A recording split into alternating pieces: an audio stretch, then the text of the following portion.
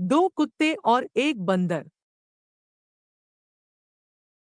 एक बार की बात है, दो कुत्ते थे। वे बहुत अच्छे दोस्त थे। दोनों कुत्तों को रोटी का एक टुकड़ा मिला और उन्होंने इसे बांटने का फैसला किया। ब्रेड को छोटे और बड़े टुकड़ों में काटा गया।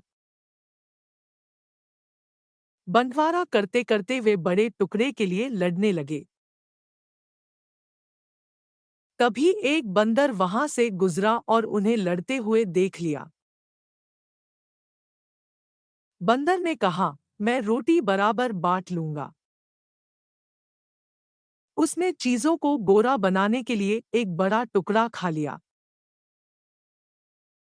उसने चीजों को गोरा बनाने के लिए दूसरा बड़ा टुकड़ा खा लिया।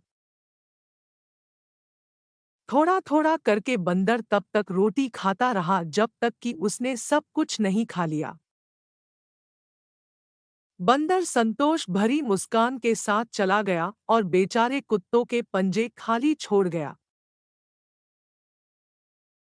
कुत्तों को अपनी गलती का एहसास हुआ और वे बांटने का महत्व समझ गए। उस क्षण से उन्होंने हमेशा जो कुछ उनके पास था उसे साझा करने का वचन दिया। कहानी का नैतिक यह है कि हमारे पास जो है उसे साझा करना सीखना चाहिए। देखने के लिए धन्यवाद। अधिक नैतिक वीडियो के लिए लाइक और फॉलो करें।